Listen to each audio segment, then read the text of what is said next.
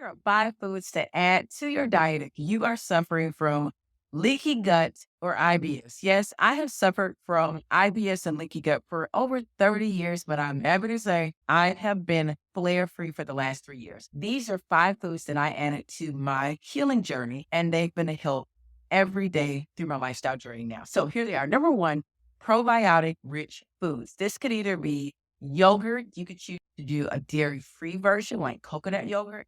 Delish. And kefir.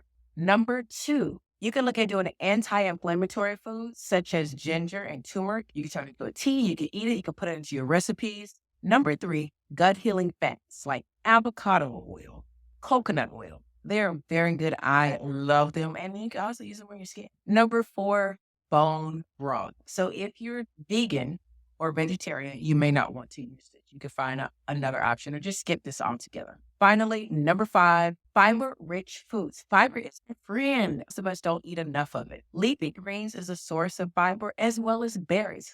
New fruit was a great source of fiber. So be sure to follow me for more gut-friendly and gut-healthy tips as we ride this lifestyle roller coaster of IBS and leaky gut. Thanks for giving me the follow and be sure to save this for later.